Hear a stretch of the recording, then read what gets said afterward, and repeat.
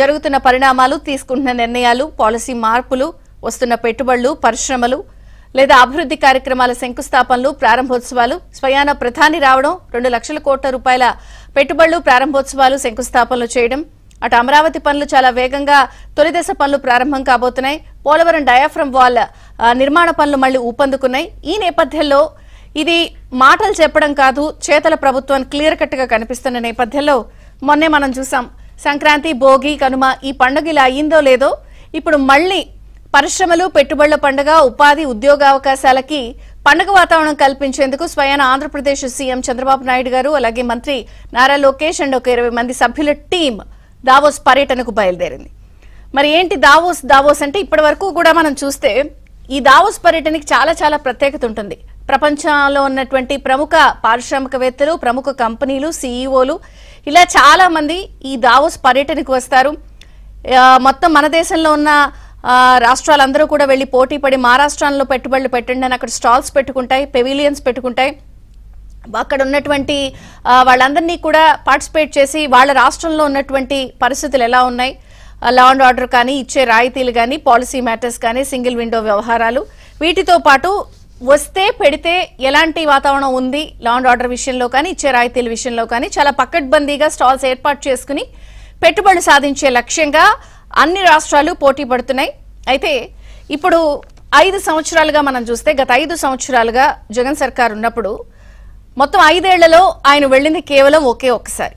ఆ ఒక్కసారి కూడా చాలా అన్యమనస్కంగా వెళ్లారు. అది కూడా ఇక్కడ లోకల్ గా ఉన్నటువంటి ఇండియాలో ఉన్నటువంటి కంపెనీస్ తోనే పెట్టుబడులు పెట్టుకున్నారు కానీ ఎక్కడా కూడా పెద్దగా ఆకర్షించింది లేదు, లేదా ఒక పెద్ద ఫారిన్ డైరెక్ట్ ఇన్వెస్ట్మెంట్స్ తీసుకొచ్చింది లేదు, ఇలాంటివి ఏం లేదు. ఇంకా ఏదన్నా మీ పాలసీ ఏంటి అవన్నీ అంటే ఇట్స్ వెరీ లెందీ క్వశ్చన్ అని చెప్పి ఆయన ఆన్సర్ చేయడం, ఇక్కడ ప్రజలు ఆశ్చర్యపోవడం, అసలు దావోస్ పర్యటన వేస్ట్ అన్నట్టుగా వారి మీడియా లేకపోతే వారి నాయకులు మాట్లాడడం, అంతర్జాతీయ ఎవనికిపై అసలు ఏపీ బ్రాండ్ 5 సంవత్సరాల్లో నామమాత్రపు రూపురేఖలు కూడా లేకుండా తుడిచిపడేశారు. అటువంటి పరిస్థితుల్లో కూటమి ప్రభుత్వం ఏర్పడింది. తొలి దావోస్ పర్యటనకు వెళ్తున్న నేపథ్యంలో అందరి చూపు దావోస్ పర్యటనపై ఉంది. ఎందుకంటే అక్కడ వెళ్తోంది ముఖ్యమంత్రి చంద్రబాబు నాయుడు గారు. ఆయనకున్నటువంటి క్రెడిబిలిటీ, ట్రాక్ రికార్డ్ అందరికీ తెలుసు.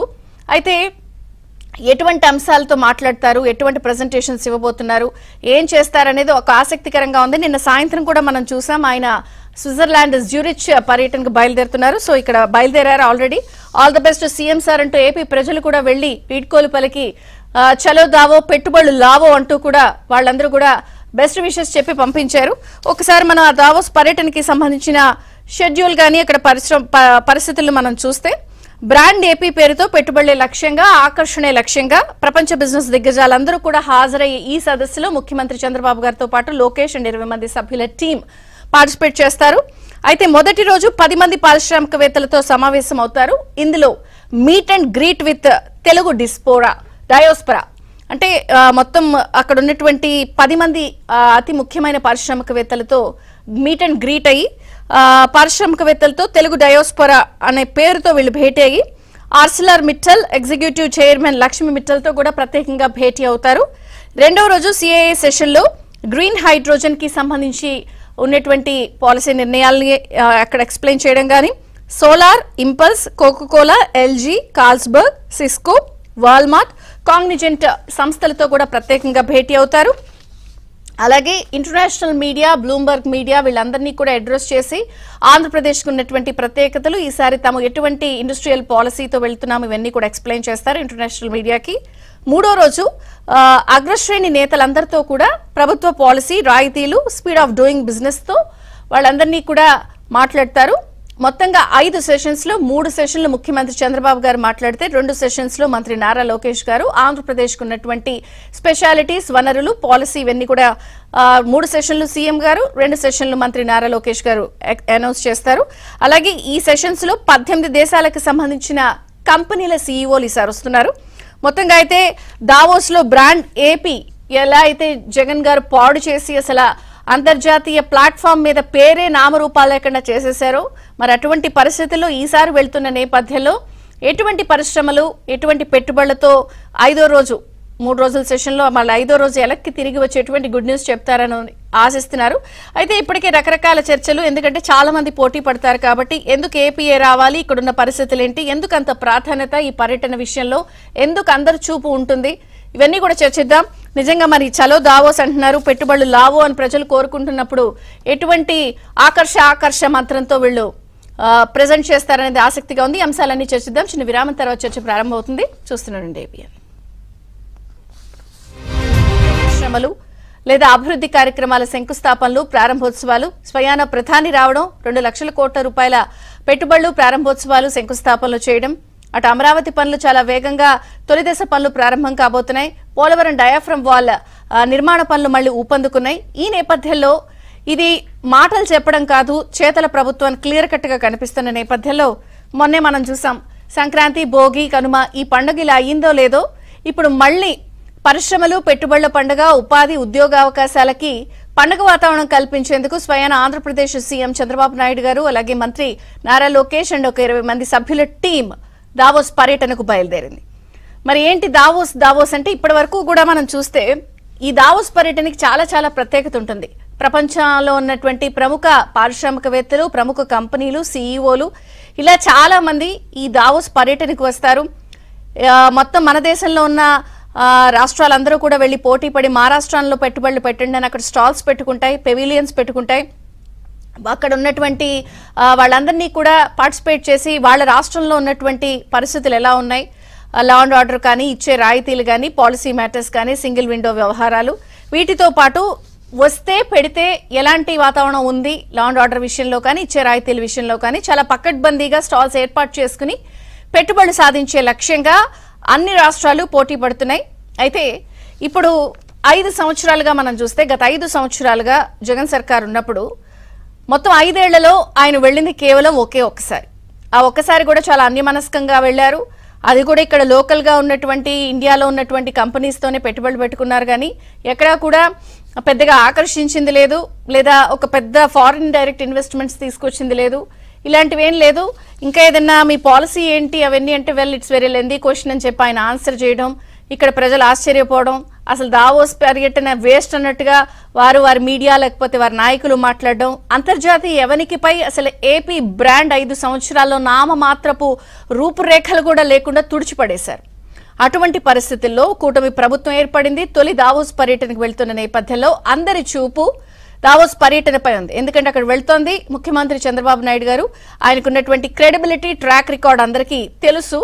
అయితే ఎటువంటి అంశాలతో మాట్లాడతారు, ఎటువంటి ప్రెజెంటేషన్స్ ఇవ్వబోతున్నారు, ఏం చేస్తారనేది ఒక ఆసక్తికరంగా ఉంది. నిన్న సాయంత్రం కూడా మనం చూసాం ఆయన స్విట్జర్లాండ్ జ్యూరిచ్ పర్యటనకు బయలుదేరుతున్నారు. సో ఇక్కడ బయలుదేరారు already. All the best CM sir అంటూ ఏపీ ప్రజలు కూడా వెళ్లి వీడ్కోలు పలికి చలో దావో, పెట్టుబడులు లావో అంటూ కూడా వాళ్ళందరూ కూడా బెస్ట్ విషెస్ చెప్పి పంపించారు. ఒకసారి మనం ఆ దావోస్ పర్యటనకి సంబంధించిన షెడ్యూల్ గానీ అక్కడ పరిస్థితులను మనం చూస్తే, బ్రాండ్ ఏపీ పేరుతో పెట్టుబడులే లక్ష్యంగా, ఆకర్షణే లక్ష్యంగా ప్రపంచ బిజినెస్ దిగ్గజాలందరూ కూడా హాజరయ్యే ఈ సదస్సులో ముఖ్యమంత్రి చంద్రబాబు గారితో పాటు లోకేష్ అండ్ 20 మంది సభ్యుల టీం పార్టిసిపేట్ చేస్తారు. అయితే మొదటి రోజు 10 మంది పారిశ్రామికవేత్తలతో సమావేశం అవుతారు. ఇందులో meet and greet with Telugu diaspora అంటే మొత్తం అక్కడ ఉన్నటువంటి 10 మంది అతి ముఖ్యమైన పారిశ్రామికవేత్తలతో మీట్ అండ్ గ్రీట్ అయ్యి, పారిశ్రామికవేత్తలతో తెలుగు డయోస్పరా అనే పేరుతో వీళ్ళు భేటీ అయ్యి Arcelor Mittal executive chairman Lakshmi మిట్టల్తో కూడా ప్రత్యేకంగా భేటీ అవుతారు. రెండవ రోజు సిఐఏ సెషన్లో బయలుదేరారు. ఎటువంటి పెట్టుబడులతో తిరిగి వస్తారనేది ఆసక్తికరంగా మారింది. మరొక పక్కన బ్రాండ్ ఏపీ, వైబ్రెంట్ ఏపీ నినాదాలతో వీళ్ళు అక్కడ పెవిలియన్ ఏర్పాటు చేసుకుంటే, ఇంకొక పక్కన వైసీపీ, జగన్ అండ్ టీం డబ్బు దుబారా చేస్తున్నారు అంటూ అప్పటికే విషయం అక్కడ స్టార్ట్ అయిపోయింది. సరే అమ్మ పెట్టదు అడుక్కు తిన్నివ్వదు అన్నట్టు అది ఎప్పుడు ఉండేదే, కానీ ఇప్పుడు ఈసారి ఎటువంటి పెట్టుబడులతో వీళ్ళు తిరిగి వస్తారు అన్నది కూడా ఉత్కంఠ నెలకొంది. సో ఈ అంశాలన్నింటినీ చర్చిద్దాం. ఉన్నటువంటి పాసిబిలిటీస్ ఏంటి, వీళ్ళ పాలసీస్ ఎలా ఉన్నాయి, ఎటువంటి టార్గెట్ తో వెళ్లారు అని. టీడీపీ నుంచి spokes person Dasari Shyam Seshu join అయ్యారు. సీనియర్ జర్నలిస్ట్ సత్యమూర్తి గారు, అలాగే ఏపీసీఐఏ చైర్పర్సన్ డాక్టర్ మురళీకృష్ణ గారు జాయిన్ అయ్యారు. అందరికీ స్వాగతం అండి. డాక్టర్ దాసరి శ్యామ్ శేషు, మీతో ప్రారంభిస్తాను. సో ఎటువంటి టార్గెట్ తో వెళ్తున్నారు? గతంలో మీరు వెళ్ళినప్పుడు 2014లో సన్ రైజ్ ఏపీ అనే బ్రాండ్ అండ్ ట్యాగ్ లైన్ తో వెళ్లారు. Sir vibrant AP, speed of doing business, ease of కాకుండా speed of doing business pavilion పెట్టుకుని వెళ్తున్నారు. సో ఏంటి, ఎటువంటి టార్గెట్ అండ్ ఎటువంటి అంశాలతో వెళ్తున్నారు ఈసారి? ముందుగా మీకు అదేవిధంగా ప్యానెల్ లో ఉన్న వాళ్ళకి, మన ఛానల్ చూస్తున్నటువంటి అందరికీ కూడా శుభోదయం. ఇప్పుడు దేంతో వెళ్తున్నారనే దానికన్నా ఒకసారి గడిచిన 5 ఏళ్లలో జరిగినటువంటి దాని మీద ఐటీ మినిస్టర్ గా ఉన్నటువంటి కోడిగుడ్డు మంత్రి వ్యాఖ్యలు కూడా ఒకసారి మనం తీసుకుంటే, దావోస్ ఎందుకు వెళ్ళలేదని అక్కడ ఉన్నటువంటి మీడియా వారు అప్పుడు ఐటీ మినిస్టర్ గా ఉన్నటువంటి గుడివాడ అమర్నాథ్ గారిని ఒకసారి అడిగితే, అక్కడ గడ్డగట్ట చెల్ల ఉంటుంది, స్నానాలు కూడా చేరి ఎవరో 1 రోజులు ఉండాలంటే ఎలా ఉంటారు అన్నారు. మీకు అది గుర్తుండే ఉంటది. అవును. అలాంటి మంత్రులు, బాధ్యత లేని మాటలు మాట్లాడే మంత్రులు పరిపాలన నుంచి మరి 76 ఏళ్ళు ఉన్నటువంటి నవయువకుడు వల్లే చంద్రబాబు నాయుడు గారు మరి అంత గడ్డగట్టేసారు. అదే సందర్భం, అదే రోజులు మరి ఆయన వెళుతూ ఆయనతో పాటు ఒక టీమును తీసుకుని వెళ్తూ ఈ రాష్ట్రానికి పెట్టుబడులు తేవటం లక్ష్యంగా, యువతకి ఉపాధి ఉద్యోగ అవకాశాలు కల్పించడమే ధ్యేయంగా, రాష్ట్రాన్ని అగ్రగామి రాష్ట్రంగా నిలపడమే మరి కర్తవ్యంగా వారు ఈ సందర్భంగా వెళ్ళటం. దానిలో భాగంగా ఏదైతే ఐటీ మరియు ఎడ్యుకేషన్ మినిస్టర్ గా ఉన్నటువంటి లోకేష్ గారు గతంలో చూసుకుంటే అక్టోబర్ 25న వారు అమెరికా వెళ్ళి 1 వారం రోజుల పాటు పర్యటించి మరి అక్కడ ఎంత పెద్ద ఎత్తున ఒక 1 అవర్ కూడా గ్యాప్ లేకుండా పారిశ్రామిక దిగ్గజాలను అందరినీ కూడా కలుస్తూ వారితోటి మరి ఈ రాష్ట్రంలో ఉన్నటువంటి అవకాశాల మీద వివరిస్తూ వారి పెట్టుబడుల కోసం చేసినటువంటి ప్రయత్నం, దాన్ని కొనసాగించి ఈ రోజున ముఖ్యమంత్రి గారి నేతృత్వంలో మరి దావోస్ వెళ్ళేది ఏదైతే వైబ్రెంట్ ఏపీగా speed of doing business tag line తోటి వెళ్తా ఉన్నారు. దానిలో భాగంగా కనుక షెడ్యూల్ కూడా మేము చెప్పకముందు మీరు కూడా కొంత షెడ్యూల్ కూడా చెప్పున్నారు.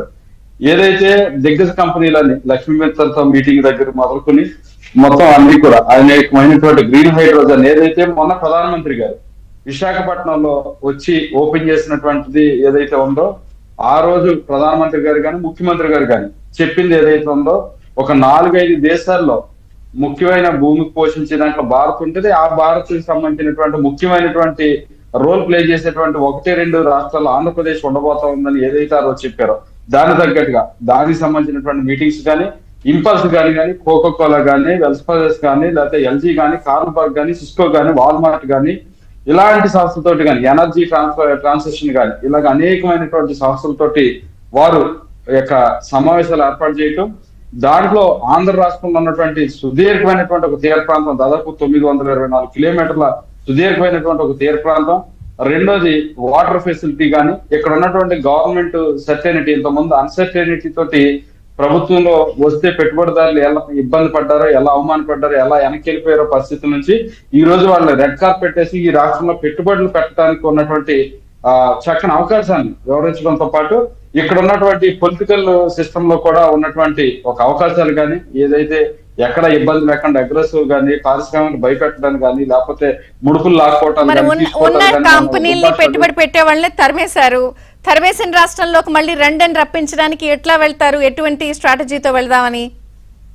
దానికి అంటున్నాను, గతంలో ఏదైతే ఉన్నటువంటి జాకీ గానీ, లులు గానీ, ఇవన్నీ ఏదైతే ఏషియన్ పెయింట్స్ కానీ, పేపర్ మిల్స్ కానీ, ఇవన్నీ ఏదైతే వెనక్కి వెళ్ళిపోయింది, అలాంటి కియాకి సంబంధించినటువంటి కొన్ని పరిశ్రమలు, అంటే ఏవైతే స్పేస్ పార్క్ సంబంధించినటువంటి దాదాపు 18 యూనిట్స్ చెన్నై తరలిపోయినటువంటి, ఎక్కడో ఎప్పటి నుంచో ఉన్నటువంటి అమర్ రాజా బ్యాటరీస్ కూడా పక్క రాష్ట్రానికి వెళ్ళిపోయినటువంటి పరిస్థితి ఏదైతే ఉందో, వాటి నుంచి ఇప్పుడున్నటువంటి పొలిటికల్ ఏదైతే పార్టీ రూలింగ్ లో ఉన్నటువంటి ఎన్డీఏ గవర్నమెంట్ ఉందో, ఈ యొక్క పొలిటికల్ సర్టెనిటీ అన్ని విధాలుగా ఇక్కడ ఆహ్లాదకరమైనటువంటి వాతావరణం పారిశ్రామికవేత్తలకి రెడ్ కార్పెట్ వేసి ఇక్కడ పరిశ్రమలు పెట్టడానికి ఎలాంటి పరిస్థితులు, అనుకూలమైన పరిస్థితులు ఉన్నాయి, దాని ప్రజలు ఇచ్చినటువంటి తీర్పు ఎలాంటిది ఉంది, ఎంత నమ్మకం ఉంది అనేది. ఎందుకంటే చంద్రబాబు నాయుడు గారు అంటే ఒక బ్రాండ్ అంబాసిడర్, అది మనందరికీ కూడా తెలుసు. అనేక మంది వ్యక్తులు వారి యొక్క లైఫ్ హిస్టరీ మనం చూసుకుంటే గనక ఈయనకు పేజీ అనేది రాసి పెట్టినటువంటి పరిస్థితి ఉంది.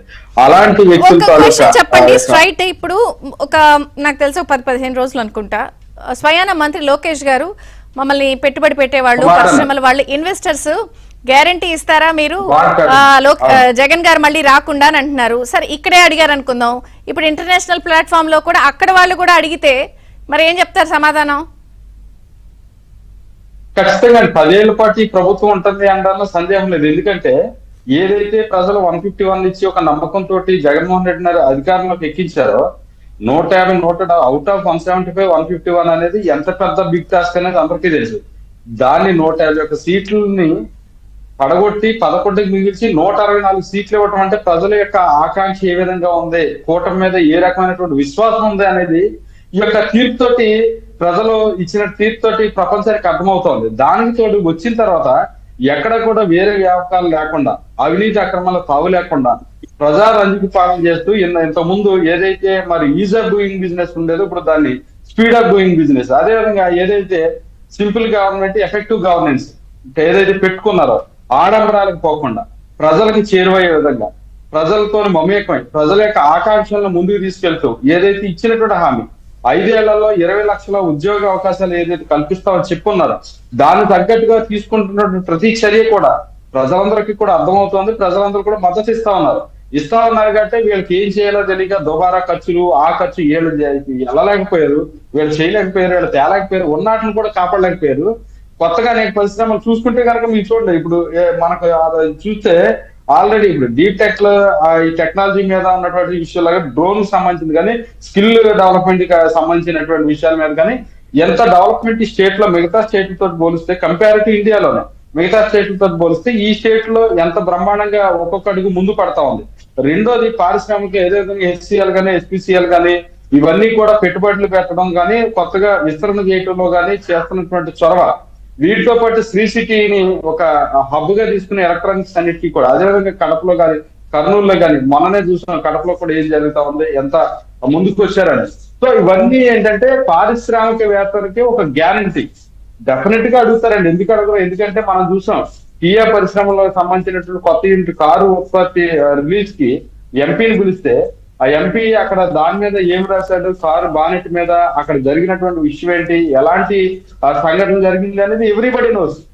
కాబట్టి వాళ్ళు అందుకే ఇమ్మీడియట్ గెలిపారు. అదేవిధంగా ఎప్పటి నుంచో ఉన్నటువంటి Amara Raja battery highest tax pair in AP, అలాంటి వాళ్ళు కూడా ఇక్కడ భరించలేక పక్క రాష్ట్రానికి 9,500 కోట్ల పెట్టుబడి పెట్టేటువంటి పెట్టుబడిని పక్క రాష్ట్రానికి తీసుకెళ్లిపోయి వారు అక్కడ చేసినటువంటి ఫలితాంగం మనం చూసాం. కాబట్టి ఈ జరుగుతున్నటువంటి పరిణామాల్లో ఏపీకి చంద్రబాబు నాయుడు గారు ఒక బ్రాండ్ అంబాసిడర్. దానికి ఒక పక్కన మోదీ గారు కేంద్ర ప్రభుత్వం సహకారం ఉండడం, రెండో పక్కన మరి పవన్ కళ్యాణ్ గారు తోడుండడం, లోకేష్ గారు మరి ఆయన స్టాన్ఫోర్డ్ యూనివర్సిటీలో చదివొచ్చి ఆయన యొక్క జ్ఞానాన్ని ఈ యొక్క రాష్ట్ర యువతకి ఉపయోగపడే విధంగా ఆయన తీసుకొస్తున్నటువంటి సంస్కరణలో ఇస్తున్నటువంటి భరోసా డెఫినెట్ గా తీసుకుంటే ఎక్కడ ఆయన మినిస్టర్ చేసిన తర్వాత 56 రోజుల పాటు ప్రజా దర్బార్ నిర్వహిస్తే దాదాపు 5,810 అర్జీలు ఆయనకు వస్తే అందులో 4,400 అర్జీలకి పరిష్కారం చూపించినటువంటి నాయకత్వం. డెఫినెట్ గా ప్రజలందరూ కూడా లోకేష్ గారి నాయకత్వంలో ఖచ్చితంగా ఆ యొక్క నమ్మకాన్ని ఉంచారు కాబట్టి ఆ నమ్మకాన్ని వీరు అక్కడ ప్రామిసరీ నోటుగా ఇస్తారు, లేకపోతే అగ్రిమెంట్ నోటుగా ఇస్తారు, పెట్టుబడులు తీసుకొస్తారు. ఈ రాష్ట్రం ఏదైతే విజన్ 2047 డాక్యుమెంట్ ఏదైతే ఉందో అగ్రగామి రాష్ట్రంగా ఈ దేశంలో ఏదైతే నిలపాలనుకున్నారో ఖచ్చితంగా అది నిలుపుతారు. నేను మీతో మళ్ళీ మాట్లాడతాను. సీనియర్ జర్నలిస్ట్ సత్యమూర్తి గారితో ఒకసారి మాట్లాడదాం. సత్యమూర్తి గారు నమస్తే, బ్రేక్ఫాస్ట్ న్యూస్ కి స్వాగతం. పరిశ్రమలు తరిమేసిన పరిస్థితులు 5 ఏళ్లలో చూసాం. మళ్ళీ అదే రాష్ట్రంలోకి రండి, మేము ఉన్నాం, జాగ్రత్తగా అన్ని రాయితీలు పాలసీలు చేంజ్ చేస్తున్నాము, సేమ్ టైం సింగిల్ విండో ఇస్తాము, ఇవన్నీ చెప్పుకుని మొత్తానికి ఇక్కడ ఉన్న విషయాలన్నింటినీ ప్రజెంట్ చేయడానికి వెళ్తున్నారు. ఉన్న సాధ్యాసాధ్యాలు ఏంటి, దీన్ని ఎలా చూస్తారు ఈ పర్యటన? ఇంకొక పక్కన ఏపీ గ్రోత్ స్టోరీ అని చెప్పి వీళ్ళు పబ్లిసిటీ చేస్తే డబ్బులు వేస్ట్ చేస్తున్నారని మళ్ళీ స్టార్ట్ చేశారు వాళ్ళు. ఇక్కడ మనం ముఖ్యంగా గమనించాల్సింది ఏంటంటే, దావోసు వెళ్ళటం వల్ల పరిశ్రమలు రావండి. అక్కడికి వెళ్ళిన తర్వాత మన పాయింట్ ఆఫ్ వ్యూని వాళ్ళకి చెప్పి కన్విన్స్ చేయాలి. దానికోసం అని చెప్పి అక్కడ కొన్ని కాంక్లేవ్స్ జరుగుతూ ఉంటాయి. ఆ కాంక్లేవ్స్ లో మనం పార్టిసిపేట్ చేయాలి, మన పాయింట్ ఆఫ్ వ్యూ చెప్పాలి. స్టేట్ లో ఎటువంటి పరిస్థితి ఉంది, కన్యూసివ్ అట్మాస్ఫియర్ ఎట్లా ఉన్నది, ఎటువంటి ఎకో సిస్టమ్ ఉన్నది అనే విషయాల్ని ఖచ్చితంగా చెప్పాలండి. దానికి దానికి అట్రాక్ట్ అయితే వాళ్ళు వచ్చి మరి మేము ఇట్లా స్టార్ట్ చేయడానికి ఏమైనా అవకాశం ఉంటుందా అని వాళ్ళు అడుగుతారు. అది డిస్కషన్ ఇక్కడ జరిగేది.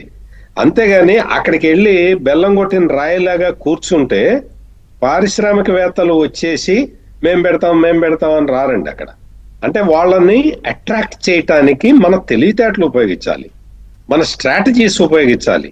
ఈ స్ట్రాటజీస్ ని ఉపయోగించటమే నాయకత్వ సమర్థత మీద ఆధారపడి ఉంటుంది.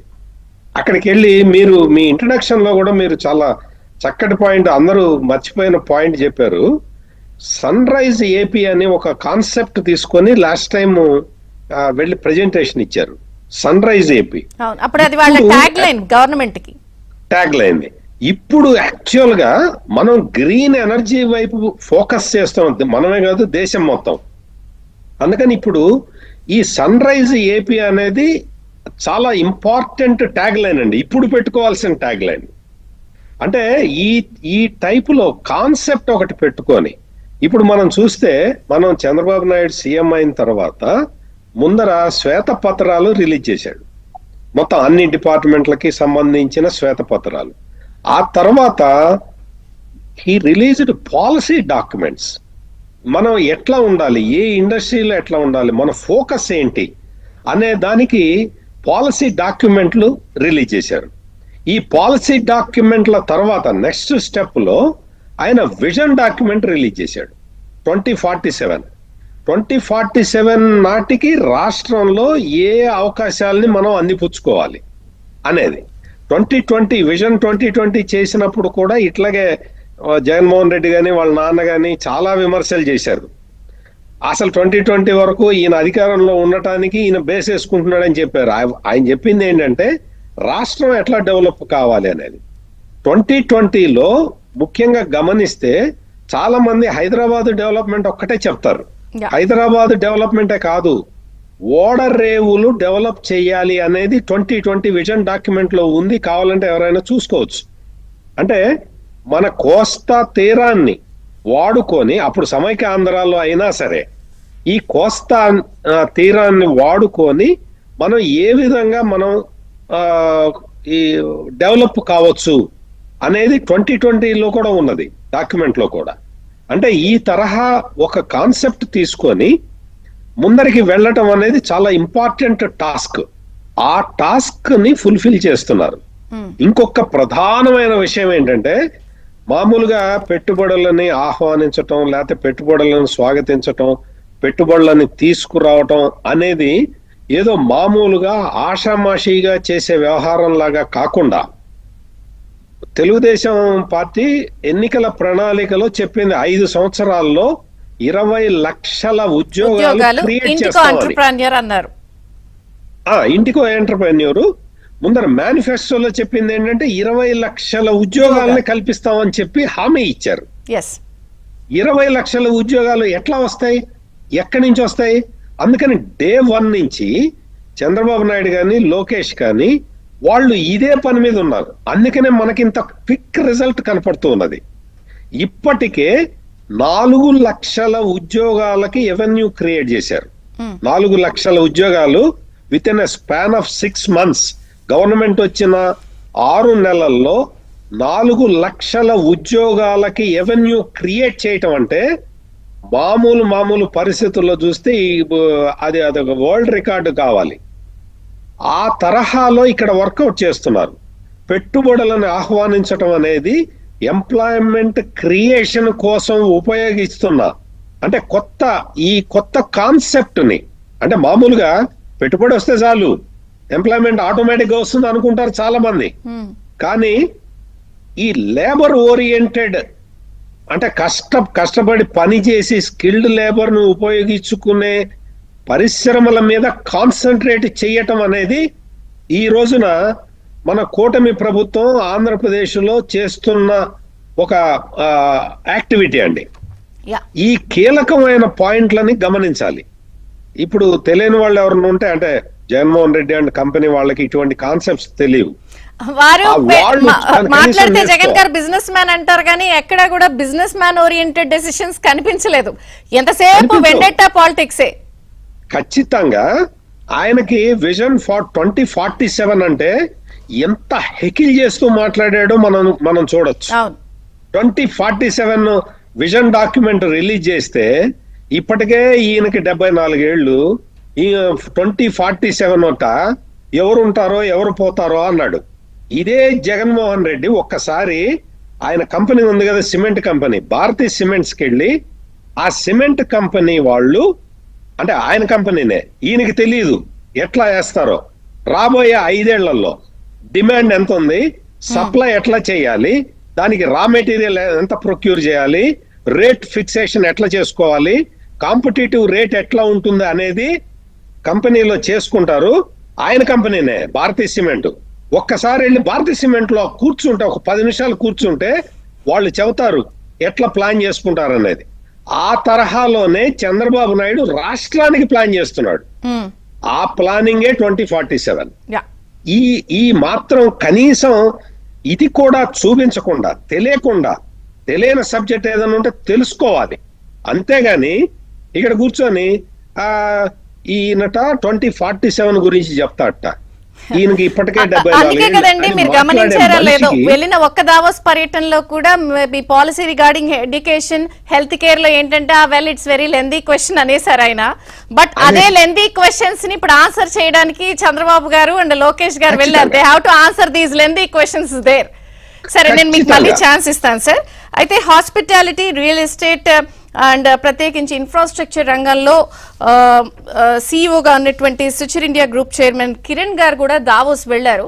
అయితే చాలా స్టేట్స్ ఈ అంశాల్లో పోటీ పడతాయి కాబట్టి ఏపీకి ఉన్నటువంటి అడ్వాంటేజ్, అసలు ఎందుకు ఇటువంటి సమ్మిట్స్ కి వెళితే కలిగే లాభం ఏంటో వారు కూడా అక్కడి నుంచి స్పెషల్ గా బైట్ పంపించారు.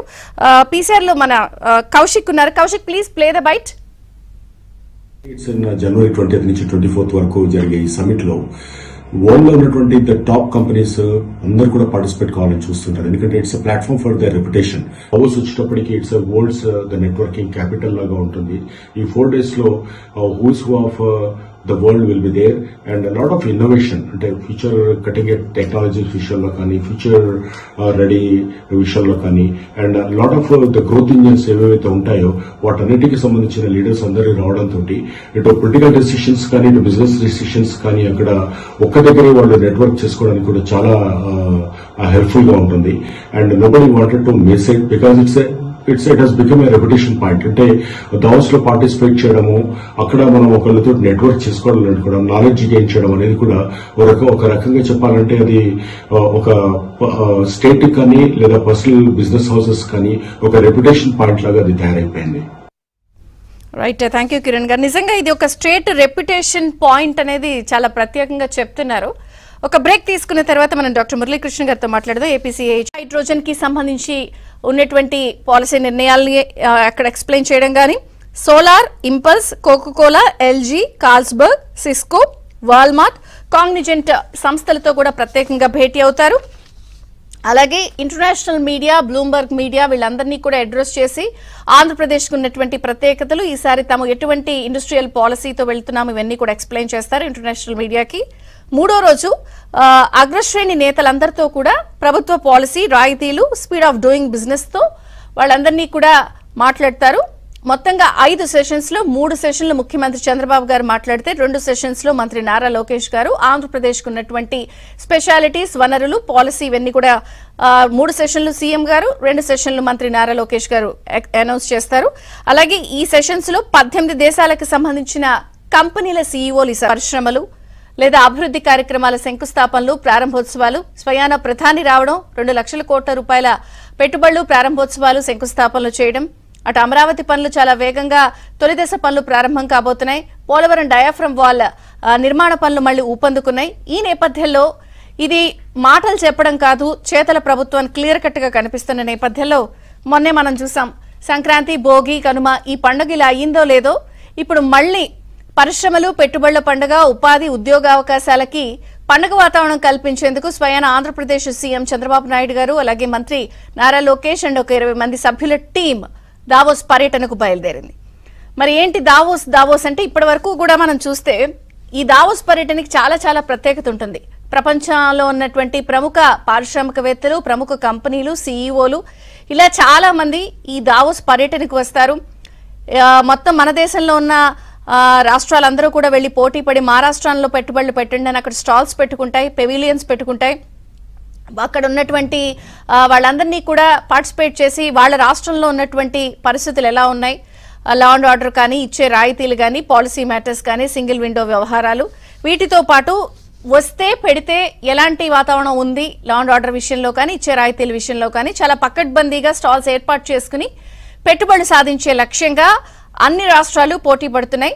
అయితే ఇప్పుడు 5 సంవత్సరాలుగా మనం చూస్తే గత 5 సంవత్సరాలుగా జగన్ సర్కార్ ఉన్నప్పుడు మొత్తం 5 ఏళ్లలో ఆయన వెళ్ళింది కేవలం ఒక్కసారి. ఆ ఒక్కసారి కూడా చాలా అన్యమనస్కంగా వెళ్లారు. అది కూడా ఇక్కడ లోకల్ గా ఉన్నటువంటి ఇండియాలో ఉన్నటువంటి కంపెనీస్ తోనే పెట్టుబడులు పెట్టుకున్నారు కానీ ఎక్కడా కూడా పెద్దగా ఆకర్షించింది లేదు, లేదా ఒక పెద్ద ఫారిన్ డైరెక్ట్ ఇన్వెస్ట్మెంట్స్ తీసుకొచ్చింది లేదు, ఇలాంటివి ఏం లేదు. ఇంకా ఏదన్నా మీ పాలసీ ఏంటి అవన్నీ అంటే ఇట్స్ వెరీ లెందీ క్వశ్చన్ అని చెప్పి ఆయన ఆన్సర్ చేయడం, ఇక్కడ ప్రజలు ఆశ్చర్యపోవడం, అసలు దావోస్ పర్యటన వేస్ట్ అన్నట్టుగా వారి మీడియా లేకపోతే వారి నాయకులు మాట్లాడడం, అంతర్జాతీయ ఎవనికిపై అసలు ఏపీ బ్రాండ్ 5 సంవత్సరాల్లో నామమాత్రపు రూపురేఖలు కూడా లేకుండా తుడిచిపడేశారు. అటువంటి పరిస్థితుల్లో కూటమి ప్రభుత్వం ఏర్పడింది. తొలి దావోస్ పర్యటనకు వెళ్తున్న నేపథ్యంలో సో ఇప్పుడు ముఖ్యమంత్రి గారు అండ్ లోకేష్ గారు అండ్ టీం దావోస్ వెళ్లారు. ఎంత మేర ఇది ప్రయోజనం ఉంటుంది? ఇప్పుడు ఈ వెళ్ళిన పర్యటన ఎంత అడ్వాంటేజ్ గా మారబోయే అవకాశం ఉంది? నమస్తే అండి. ఇప్పుడు ఆంధ్రప్రదేశ్ లో ఉన్న ఏదైతే పొలిటికల్ వాతావరణం కానీ గవర్నమెంట్ కానీ విత్ హ్యూజ్ మ్యాండేట్ తో గవర్నమెంట్ రావటం, యంగ్ ఫ్లీట్ ఆఫ్ మినిస్టర్స్ ని వాళ్ళు ఇండక్ట్ చేసుకోవటం, అలాగే విజనరీ లీడర్షిప్, మనం ఇంతకు ముందు కూడా చంద్రబాబు నాయుడు గారి నాయకత్వం మనం చూసాం. ఎంత ప్రో ఇండస్ట్రీ పర్సన్ ఆయన. ఇది actually CEO of the state. దాని మీద అంతకుతో కాకుండా ఆయనకున్న ఇండస్ట్రీ మీద అవగాహన కానీ ఆర్థిక అభివృద్ధి మీద ఉన్న ఇంట్రెస్ట్ నాలెడ్జ్ బట్టి కానీ ఆయన ఏం చేయాలన్నది చాలా క్లియర్ విజన్ అయితే ఉంది.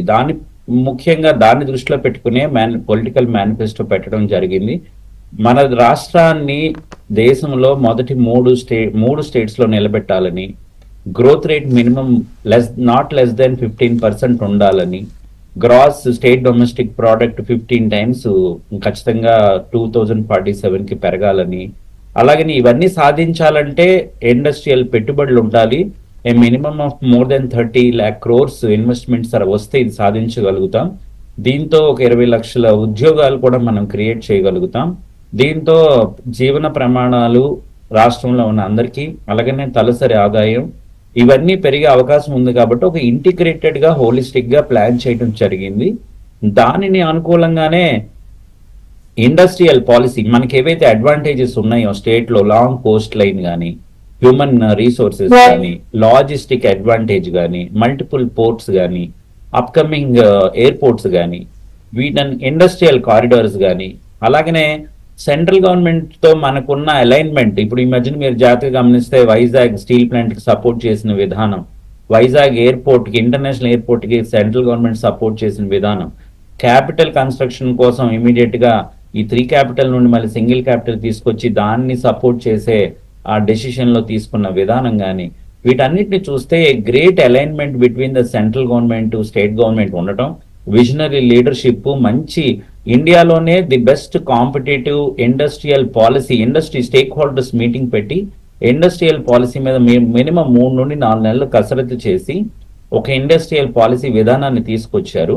దాంట్లో ఒక పారిశ్రామికవేత్త స్టేట్ లో, మన స్టేట్ లో కానీ పక్క స్టేట్ లో కానీ ఇంటర్నేషనల్ గా ఒక ఇన్వెస్టర్స్ ఏ ఫ్యాక్టర్స్ ని ఒక పర్టికులర్ ఏరియాలో ఇన్వెస్ట్ చేయడానికి చూస్తారో వాటన్నిటిని దృష్టిలో పెట్టుకొని ఇండస్ట్రీస్ తాలూకు ఇన్పుట్స్ తీసుకొని very very robust competitive policies మనం డిక్లేర్ చేయడం జరిగింది. సో ఈ దావోస్ లాంటి పర్యటనకి వెళ్ళినప్పుడు ఇప్పుడు మన రాష్ట్రంలో ఉన్న పరిస్థితి ఏంటి, ఎంత కండ్యూసివ్ ఎన్వైరన్మెంట్ ఉంది, పాలసీ ఎంత అగ్రెసివ్ పాలసీలు, ఇన్సెంటివైజేషన్ ఉంది. సో దీంతో వాళ్ళకి బిజినెస్ ఆపర్చునిటీస్, మనకి కావాల్సిన మన విజన్ 2027 మనం ఎలా అచీవ్ చేయగలుగుతాము, వీటన్నిటిని గురించి ప్రజలకి సీనియర్ పాత్రికేయులు చెప్పినట్టు మనం ఒక పాలసీ తయారు చేసుకొని మనం కూర్చుంటే సరిపోదు. అక్కడికి వెళ్ళి మాట్లాడి వాళ్ళందరికీ ఎక్స్ప్లెయిన్ చేసి ఇంప్రెస్ చేసి అంతే కాన్ఫిడెన్స్ తో వాళ్ళందరినీ దృష్టి మన ఆంధ్రప్రదేశ్ వైపు తీసుకొచ్చి వాళ్ళ చేత ఇక్కడ ఇన్వెస్ట్మెంట్ చేయించి ఇక్కడ ఎంప్లాయ్మెంట్ క్రియేట్ చేసి ఇక్కడ ప్యారలల్ గా డైరెక్ట్ ఎంప్లాయ్మెంట్, ఇండైరెక్ట్ ఎంప్లాయ్మెంట్, అలాగే స్టేట్ జీడిపి పెరిగి మనం కావాల్సినవి ఏవైతే టార్గెట్స్ ఉన్నాయో అవన్నీ అచీవ్ చేసుకునే దానికి ఒక ముఖ్యమైన బేస్ కింద ఈ దావోస్ పర్యటన అవుతుంది టు బిగిన్ విత్. ఎందుకంటే ఈ గవర్నమెంట్ ఫామ్ అయినాక ఇది ఫస్ట్ దావోస్ పర్యటన. సో అంటే ఖచ్చితంగా మురళీకృష్ణ గారు ఇందాక సార్ ఒక మాట అన్నారు, ఎవరు క్యూ గట్టి కట్టలు తీసుకొచ్చి పెట్టుబడులు పెట్టేరండి లేకపోతే రెడీగా ఉండారండి, we have to go and explain the things అన్నప్పుడు నేను అనేది ఏంటంటే ఇన్ని స్టేట్స్ పోటీ పడతాయి. ఇప్పుడు తెలంగాణ వాళ్ళు కూడా వెళ్తున్నారు, వాళ్ళు డెఫినెట్ గా మా స్టేట్ కి రావాలని కోరుకుంటారు. సేమ్ టైం ఇతర స్టేట్స్ కూడా వెళ్తున్నప్పుడు వై ఏపీ అంటే ఇక్కడున్న సిచ్యుయేషన్స్ కి మీరు అన్నారు కేంద్రంతో ఉన్న అలైన్మెంట్ బాగుంది ఇవన్నీ అనుకుంటే అవి ఒక్కటే సరిపోతుందా? బ్యూరోక్రసీ, పాలసీ, లాస్ ఇవన్నీ సరిపోతాయా? ఇవన్నీ అంత సరిపోయి వచ్చే అంత బెనిఫిట్స్ ఉన్నాయా ఇక్కడ? ఖచ్చితంగా ఉన్నాయి. ఎందుకంటే లాంగ్ టర్మ్ గవర్నెన్స్ వచ్చే అవకాశం ఉంది. 5 years లో గవర్నమెంట్ మారిపోతుందని ఎటువంటి అనుమానం, ఆ మారిపోయే అనుమానాలు కానీ అలాంటివి ఏమీ లేవు. అలైన్మెంట్ ఇది చాలా ఇంపార్టెంట్. కొన్ని రాష్ట్రాలకి, సౌత్ లో ఉన్న చాలా రాష్ట్రాలకి సెంట్రల్ గవర్నమెంట్ తో అలైన్మెంట్ ఆంధ్రాకు ఉన్నంత అలైన్మెంట్ ఏ స్టేట్ కి కూడా లేదు. సౌత్ లో ఇన్వెస్ట్మెంట్ చేయాలంటే, సౌత్ లో ఇన్వెస్ట్మెంట్ ఎవరైనా చేయాలంటే అన్నిట్లోకి బెస్ట్ అలైన్మెంట్ ఉన్నది మన స్టేట్. బెస్ట్ నాలెడ్జ్ బేస్ అంటే చదువుకున్న ఇంజనీరింగ్ గ్రాడ్యుయేట్స్ ఉండటం కానీ, స్కిల్స్ మన స్టేట్ లో మీరు జాగ్రత్తగా గమనిస్తే ఫస్ట్ నుండి కూడా స్కిల్స్ గురించే చంద్రబాబు నాయుడు గారు మాట్లాడతారు. బికాస్ ఎంప్లాయీ చదువు ఉంటే సరిపోదు, స్కిల్స్ ఉంటేనే ఇండస్ట్రీకి రెడీగా ఉంటారు. ఇప్పుడు మా ఇండస్ట్రీ వాళ్ళు ఎవరైనా ఇండస్ట్రీ పెట్టాలంటే దానికి సరిపడా స్కిల్ పీపుల్ ఇక్కడ ఉండాలి. అందుకనే state government is focusing lot of thrust on the skills of the state. So ఇవన్నీ కూడా ఒక ఇండస్ట్రీ పెట్టడానికి ఏంటి కావాలో ఒక్క పాలసీ ఒక్కటే కాదు అన్ని. ఇంకోటి ఏంటంటే ఎకనామిక్ డెవలప్మెంట్ బోర్డ్ అనేది మళ్ళీ రివైవ్ చేయడం జరిగింది. అంటే మనం ఒక speed of doing business are is of doing business are cost of doing business వీటన్నిటిని ఇంప్రూవ్ చేయాలంటే డైరెక్ట్ గా ఆ పాలసీని ఇంప్లిమెంట్ చేసే అథారిటీ ఇండస్ట్రియల్ బాడీకి యాక్సెసిబుల్ గా ఉండాలి. నాకు ఏదైనా ప్రాబ్లం వచ్చి నా ఇండస్ట్రీలో పాలసీ ప్రకారం నాకు ఏదైనా జరగకపోతే ఇమీడియట్ గా నేను ఎవరిని రీచ్ అవ్వాలనే సిస్టమ్ కూడా అకౌంటబుల్ గా ఇక్కడ క్రియేట్ చేయడం జరిగింది. ఆ ప్రయత్నాలు కూడా పూర్తిగా జరుగుతూ ఉన్నాయి. అలాగనే ఈ మధ్యన కాన్ఫెడరేషన్ ఆఫ్ ఇండియన్ ఇండస్ట్రీతో లోకేష్ గారు ఒక జీవో కూడా రిలీజ్ చేశారు. పీరియాడికల్ గా ఎవ్రీ క్వార్టర్ లో జాయింట్ కన్సల్టేటివ్ ఫోరం అని ఒక మీటింగ్ కండక్ట్ చేసి డైరెక్ట్ గా ఇండస్ట్రియలిస్ట్ ఏదైనా ప్రాబ్లం ఉంటే వాళ్ళు డైరెక్ట్ గా పొలిటికల్ లీడర్ తో డైరెక్ట్ గా ఇంటరాక్ట్ అయ్యే విధానం కూడా తీసుకొచ్చి ఒక ఆఫీసర్స్ లో కూడా ఒక అకౌంటబిలిటీ క్రియేట్ చేసే సిస్టమ్ ను కూడా ఇప్పుడు మనకు తీసుకురావడం జరిగింది. ఇవన్నీ ఒక ప్రణాళిక ప్రకారమే జరుగుతూ ఉంది. దానిలో ఈ దావోస్ పర్యటన అనేది చాలా ఇంపార్టెంట్ టైంలో మనకి వచ్చింది. కాబట్టి నెక్స్ట్ 5 to 10 years దీన్ని మనం ఎలాగ అడ్వాంటేజ్ గా తీసుకోవాలి. అలాగనే మన ప్రైమరీ ఫోకస్ సెక్టర్స్ ఏదైతే ఎప్పుడు కూడా చంద్రబాబు నాయుడు గారు నెక్స్ట్ 10 years లో 15 years లో ఏం జరగబోతుందని ఊహించి దాన్ని బట్టి కూడా మన ప్రయారిటీస్ ఫిక్స్ చేసే సిస్టమ్ ఆయనకు ఉంది.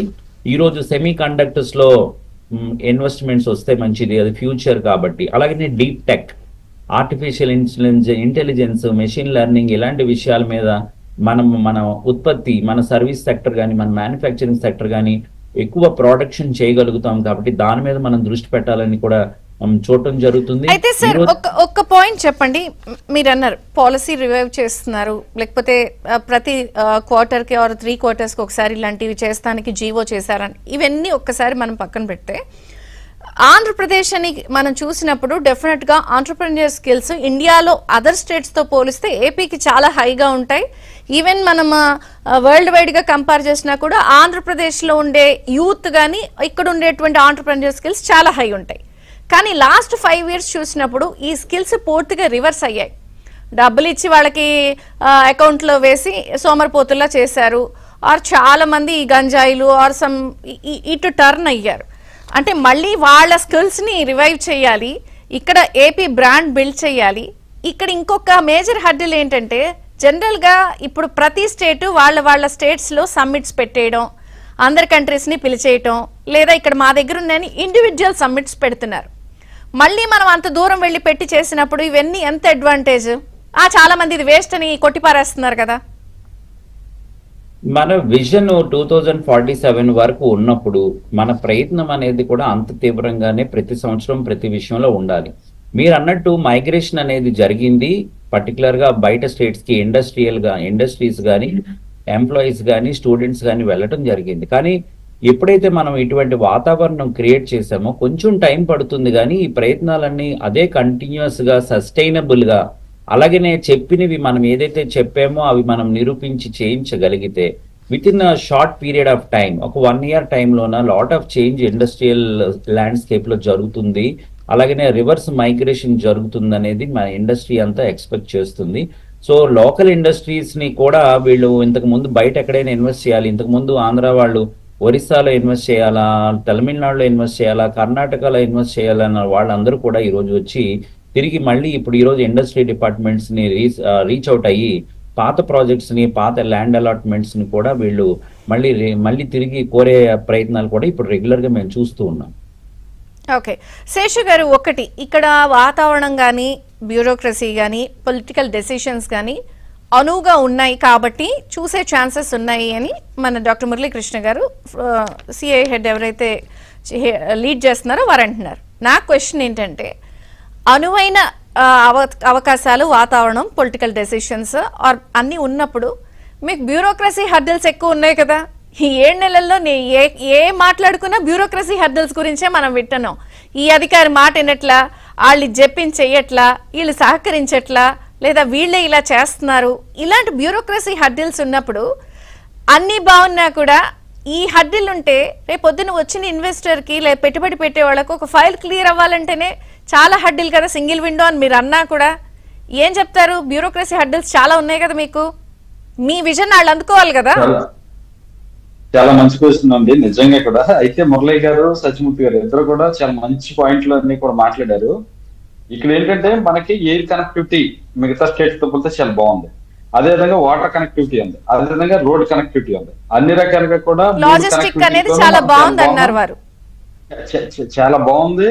రెండోది ఏదైతే విజన్ సిబిఎన్ బ్రాండ్ ఉన్నాడు. రెండోది ఏంటంటే ఇండస్ట్రీస్ రావడానికి ఎట్లాంటి మనం చెప్తే వాళ్ళు వస్తారో ఆ స్ట్రాటజీస్ అన్ని కూడా బ్రహ్మాండంగా మన దగ్గర ఉన్నాయి, మనం ఇంప్లిమెంట్ చేస్తున్నాం, లాజిక్స్ కూడా ప్లే చేస్తున్నాం.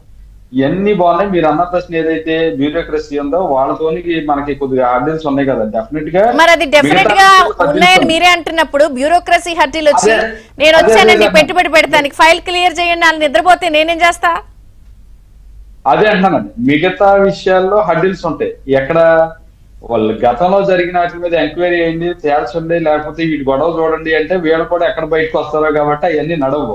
కానీ ఇక్కడ ఏంటంటే ఇండస్ట్రీస్ కానీ ఇంకోటి కానీ ఏదన్నా రావాలి చెయ్యాలనుకున్నప్పుడు ముఖ్యమంత్రి గారు పిన్ టు పిన్ చాలా క్లిస్టల్ క్లియర్ గా వీటి మీద వర్కౌట్ చేస్తున్నారు. దానికి వెనకాల లోకేష్ గారు పక్కన ఉన్నారు, పవన్ గారు కూడా ఉన్నారు. కాబట్టి వాళ్ళు ఈ విషయాల మీద డిలే చేయడానికి అవకాశం లేదు.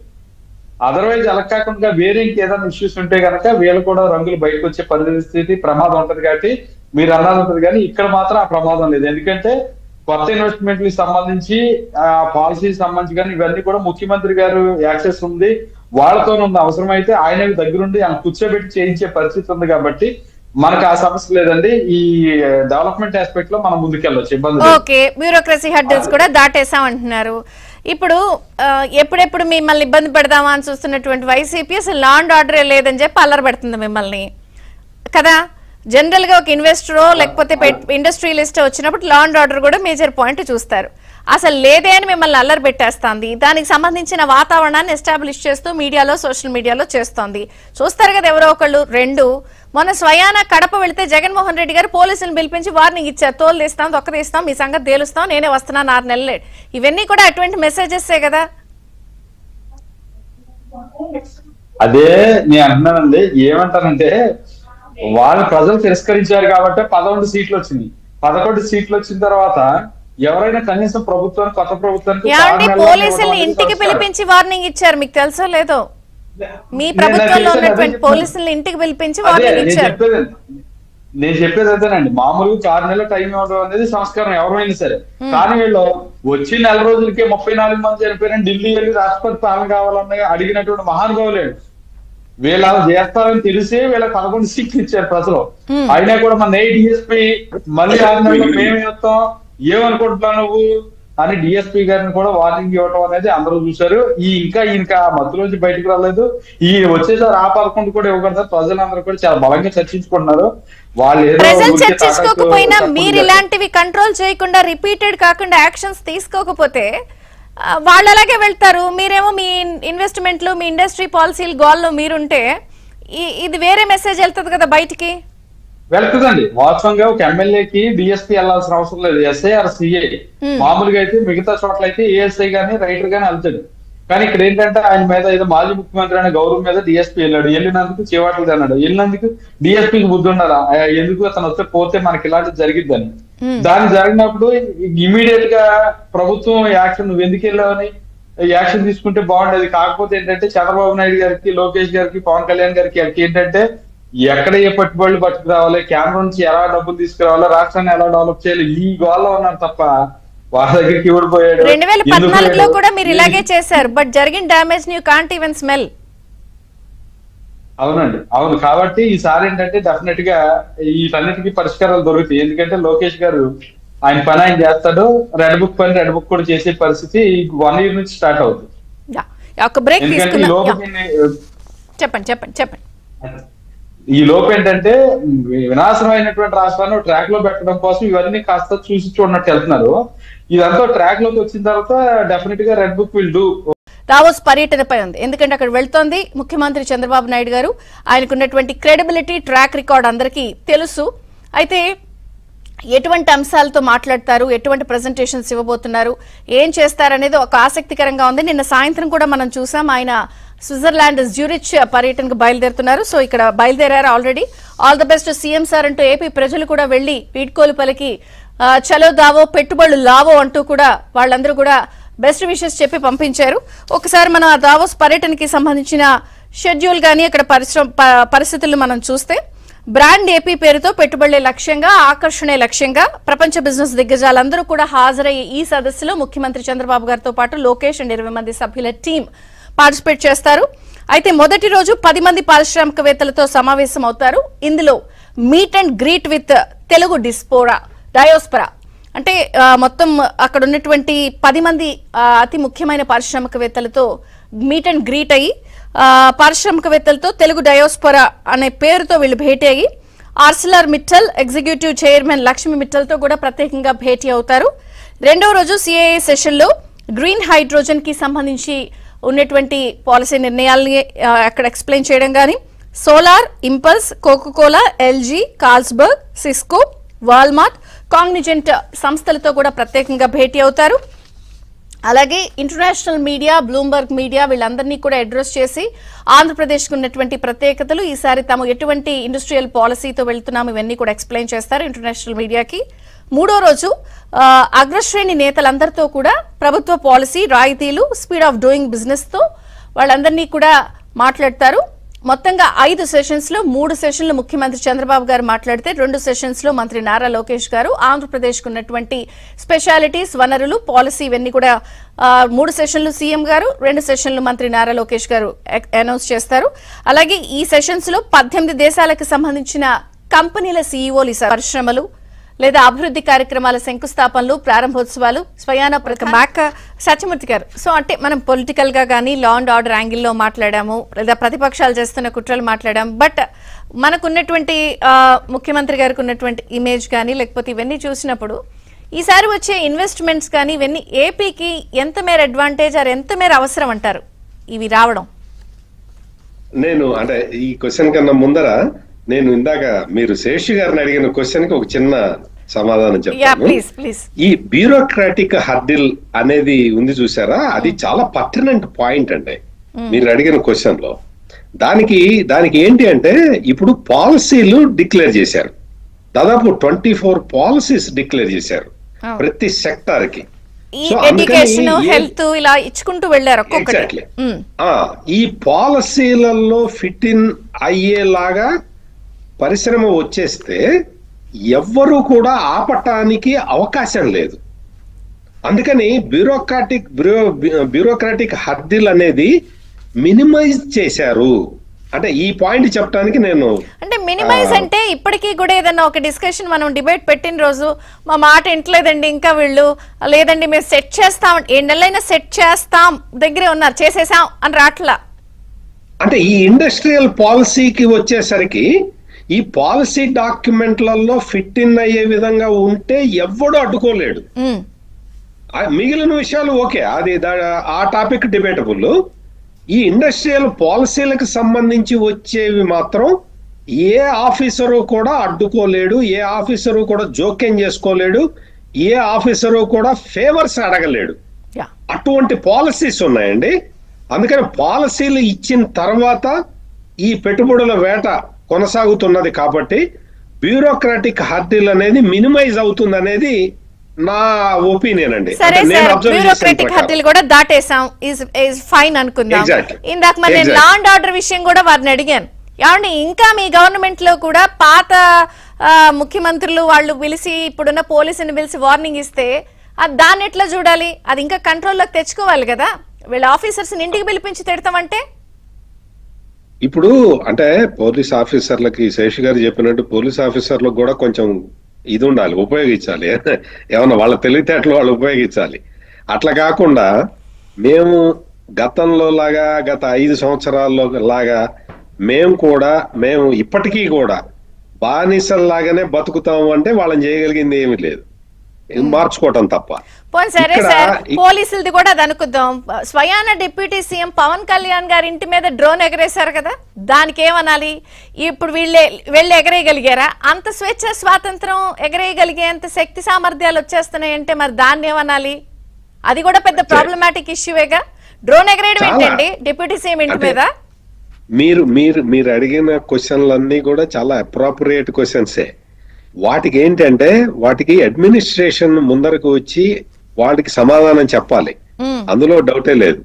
ఇక్కడ జరుగుతున్న పరిణామాలన్నీ కూడా ఇవన్నీ పొలిటికల్ ఇంటెన్షన్స్ తోటి ఒక మాలిఫైడ్ ఇంటెన్షన్ తోటి ఈ కొన్ని పార్టీలు చేస్తున్న పనులుగా ప్రతి వాడికి తెలుస్తాయి.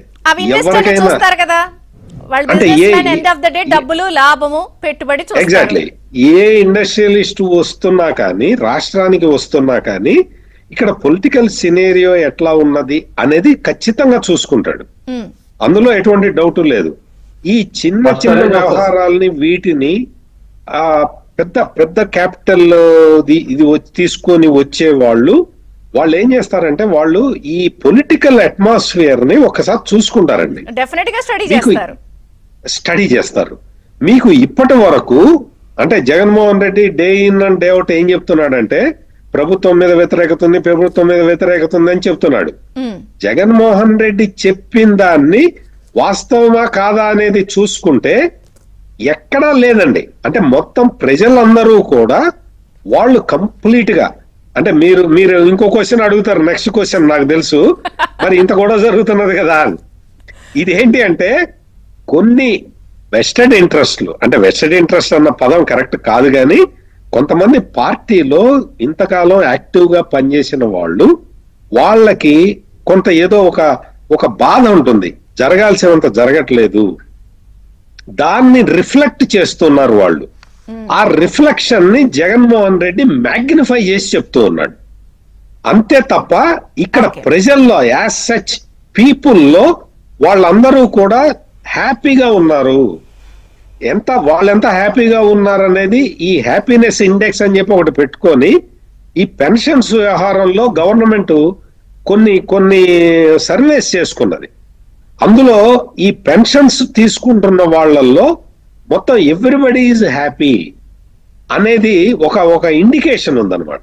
అంటే ఈ తరహా ఇండికేషన్స్ యాడిస్టిక్స్ చూసుకుంటూ ఉంటే పరిశ్రమలు పెట్టడానికి వచ్చే వాళ్ళకి కంప్లీట్ గా ఒక అష్యూరెన్స్ అనేది ఉంటున్నది ఆంధ్రప్రదేశ్ లో అనేది అది దీన్ని ఫోకస్ చేసుకుంటున్నారు. జగన్మోహన్ రెడ్డి ఏం చేస్తాడనేది ఏం చేస్తాడు, ఎట్లా ధ్వంసం చేస్తాడు. ఆ యూట్యూబ్ వాళ్ళు వచ్చి వాళ్ళ అకాడమీ పెడతామంటే అమరావతిలో మీరు పెట్టడానికి వీల్లేదు, ఇక్కడ మహిళలకి భద్రత లేదు, మీ ఎంప్లాయీస్ అందరినీ వచ్చేసి మొత్తం అంతా ఇది చేస్తారు అని చెప్పి రాశారు, లెటర్లు రాశారు. యూట్యూబ్ అకాడమీ ఆగిందా చూడండి అక్కడ. అంటే ఇక్కడ పొలిటికల్ సిచ్యుయేషన్ సినారియో బేస్ చేసుకునే వస్తారు. ఎగ్జాక్ట్లీ వాళ్ళు అందుకని యూట్యూబ్ అకాడమీ వాళ్ళు ఫర్దర్ గా అడ్వాన్స్ అయిపోతూ ఉన్నారు. Right sir, right. Jaganmohan Reddy రాసిన లెటర్ తోటి వాళ్ళేమీ ఆగలేదు. Got it. అంటే ఇది అనమాట. అంటే ఎగ్జాంపుల్స్ చెప్పడానికి నేను చెప్తాను. మురళీకృష్ణ గారు, ఒకటి ఇప్పుడు ఎవరు ఎన్ని చేసినా కూడా ఇక్కడున్న గవర్నమెంట్ కానీ లేకపోతే కండిషన్స్ కానీ చాలా ఫేవరబుల్ గా ఉన్నాయి కాబట్టి చాలా మంది ఎవరేం కాక్ అండ్ బిల్ స్టోరీస్ చెప్పినా వినే పరిస్థితి లేదు అని అంటున్నప్పుడు ఇప్పుడు ఒక మేజర్ వార్త సర్క్యులేట్ అవుతుంది ఏంటి, air bus H-125 single engine helicopters కి సంబంధించిన పెద్ద ఇన్వెస్ట్మెంట్ ఏపీకి రాబోతోంది. అంటే ఎయిర్ బస్ మీరు కూడా అన్నారు లాజిస్టిక్ రిలేటెడ్ ఎక్స్ట్రాడినరీ ఉందండి ఏపీలోని. నిజంగా air bus H-125 helicopters unit గనక ఏపీకి వస్తే అలాంటి సీన్ ఉందా, అంటే అలాంటి పరిస్థితి ఉందంటారా? అది వస్తే మారిపోతుందా ఏపీ సిచ్యుయేషన్? అంటే ఇప్పుడు గట్టిగా వినిపిస్తోంది. ఇప్పుడు మన రాయలసీమ ఏరియా అంతా కూడా డిఫెన్స్ అండ్ మ్యానుఫ్యాక్చరింగ్ కోసం, అలాగనే మెరైన్ యాక్సెస్ ఉన్న ఏరియాలో నేవల్ మ్యారిటైమ్ మ్యానుఫ్యాక్చరింగ్ కోసం కూడా చాలా ఫోకస్ చేసి దానికి సంబంధించిన ఎకో సిస్టమ్ అంతా క్రియేట్ చేయడానికి సిద్ధంగా ఉన్నారు. ఈ మధ్యన మేము కూడా కొన్ని మీటింగ్స్ లో పార్టిసిపేట్ చేయడం వల్ల డిఫెన్స్ మ్యానుఫ్యాక్చరింగ్ లో మన ఏదైతే Indian government has taken so many schemes అనమాట, ఇన్సెంటివైజ్ చేయటం కానీ ఎంకరేజ్ చేయటం కానీ, ఇంతకు ముందు ఏవైతే ఇంపోర్ట్ చేసుకునే వాళ్ళో ఇవన్నీ కూడా మనమే ఇక్కడ మ్యానుఫ్యాక్చర్ చేసి పక్క కంట్రీస్ కి మనం ఎక్స్పోర్ట్ చేయాలంటాం కానీ, ఎవరైతే మనకి సేల్ చేద్దాం అనుకుంటున్నారో వాళ్ళని ఇక్కడే మ్యానుఫ్యాక్చర్ చేయమని పుష్ చేయటంలో కానీ ఈ ఇన్సెంటివ్స్ వాళ్ళకు కూడా ఎంకరేజింగ్ ఉండటం వల్ల మనకి సరి అయిన వనరులు మన రాష్ట్రంలో దానికి అనుకూలమైన వనరులు ఎక్కువగా ఉండటం వల్ల మనకి వచ్చే అవకాశాలు చాలా ఎక్కువ ఉన్నాయి. దాంతో పాటు చాలా బోత్ ఇనిషియల్ గా ఎప్పుడు కూడా యాన్సిలరీ, ఎప్పుడు ఏ మెయిన్ యూనిట్ వచ్చినా కూడా దాని స్పేస్ కి సంబంధించినవి వాటికి రిపేర్ ఓవర్ హాలింగ్ గురించి కూడా ఫర్దర్ గా వాళ్ళు మనకి అవన్నీ చేసుకోవడానికి సరి అయిన ల్యాండ్ ఫెసిలిటీ కానీ ఆ లాజిస్టిక్ ఫెసిలిటీ కానీ ఉందో లేదో చూసుకొని చేస్తారు. మ్యానుఫ్యాక్చరింగ్ ఒకటే కాదు, దానికి సరిపడా అప్ స్ట్రీమ్ డౌన్ కూడా రావడానికి కోసం ముందుగా ప్లాన్ చేసుకుంటారు. సో అక్కడ కూడా సెంట్రల్ గవర్నమెంట్ ఈ సపోర్టింగ్ ద స్టేట్ గవర్నమెంట్, అలాగే స్టేట్ గవర్నమెంట్ కూడా యాక్టివ్ గా పర్సూ చేస్తున్నారు. అలాగనే మన దగ్గర నేషనల్ లో ఎవరైతే డిఫెన్స్ మ్యానుఫ్యాక్చరింగ్ చేస్తారో వీళ్ళందరూ కూడా వాళ్ళందరినీ కూడా ఆంధ్రప్రదేశ్ ఇన్వైట్ చేయడం జరిగింది.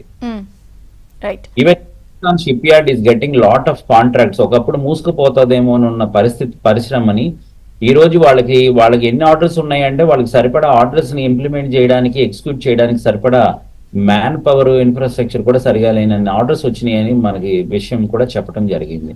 So the huge potential is there, but lot of things ఇంకా చాలా మీరు అన్నట్టు ఏ రోజు కూడా this is the best time అని ఉండదు.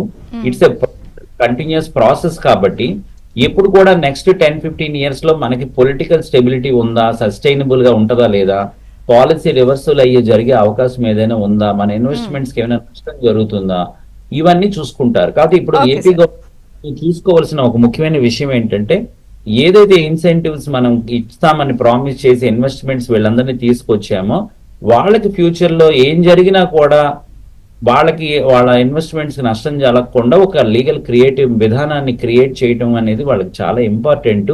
కాబట్టి పాలసీ రివర్సల్ జరగకూడదు, వాళ్ళకి ఇబ్బంది జరగకూడదు. కాబట్టి దాని మీద కూడా గవర్నమెంట్ ఆఫ్ ఆంధ్రప్రదేశ్ వర్క్ చేస్తుంది ప్యారలల్ గా. ఇది చాలా ఇంట్రెస్టింగ్ విషయం. శేషు గారు, కంక్లూడింగ్ ఇవ్వండి. పొలిటికల్ స్టెబిలిటీ ఉందా లేదా, పాలసీ చేంజ్ ప్రాబ్లం రాకుండా ఉంటుందా లేదా, మెజారిటీ ఎక్స్పెక్ట్ చేస్తున్నప్పుడు రూలింగ్ పార్టీ మీద కూడా దాడులు చేసే ధైర్యాన్ని మీరు తెప్పిస్తున్నారు కదా ఇక్కడ? ధైర్యం అంటే ఒకటే డ్రోన్లు ఎగరేస్తున్నారు, మీళ్ల మీదకి వచ్చి కొడుతున్నారు, రూలింగ్ పార్టీ మీద దెబ్బలాడే ధైర్యం మీరు కల్పిస్తున్నారు. నేను అదే అంటున్నాను మేడం. అంటే వాళ్ళకి ఏం కావాలంటే వాళ్ళు ఏదన్నా రెచ్చగొట్టే పని చేసి దానికి ఏదన్నా యాక్షన్ ఉంటే ఇదిగో మా మీద కేసులు పెట్టారు, లేదా మా మీద దాడి చేశారు, ఇంకోటి చేశారు, ఆ పొలిటికల్ అన్సర్టనిటీని క్రియేట్ చేయడం కోసం వాళ్ళు ఏదేదో ప్రయత్నాలు చేస్తా ఉన్నారు. కానీ ప్రజలు ఎంత తెలివైన వాళ్ళు, ఎంత గొప్ప వాళ్ళు అంటే వీళ్ళకి ఏదన్నా కొంచెం ఎక్కువ సీట్లు ఇచ్చిన ప్రతిపక్షులు ఉన్నా కూడా ఇలాంటి డ్యామేజ్లు జరిగితే కనీసం ప్రతిపక్ష హోదా కూడా వాళ్ళకి ఇవ్వలేదు. అయినా కూడా వాళ్ళు అర్థం చేసుకోకుండా వెళ్తా ఉన్నారు. కానీ మీరు చెప్తున్నాక మేడం, మరి వారంటున్నట్టు రేపొద్దున్న పాలసీలో లీగాలిటీ ప్రాబ్లమ్స్ కూడా రాకుండా ధైర్యం కల్పిస్తే డెఫినెట్ గా ఎందుకంటే అమరావతిని చేసినటువంటి వాళ్ళ పరిస్థితిని వల్ల ఎంత అంటే సిఆర్డి అనే బలమైనటువంటి యాక్ట్ ఉన్నా కూడా అమరావతిని ఎట్లయితే అలా చంపేయడానికి మార్గం చూసుకుని చంపేశారో దాన్ని మరలా ఎలా అయితే వీళ్ళు తీసుకొస్తా ఉన్నారో ఆ క్లారిటీ తోటే ముఖ్యమంత్రి గారు కానీ ప్రభుత్వం గానీ ఉందండి. రేపు అనే రోజున ఏ ఒక్కరికి కూడా మా మీద నమ్మకంతో వచ్చి ఇన్వెస్ట్ చేసిన వాళ్ళకి ఇబ్బంది కలగకుండా ఆ లీగల్ మొత్తం అంతా కూడా ఆస్పెక్ట్ లో బ్రహ్మాండమైనటువంటి వాళ్ళకి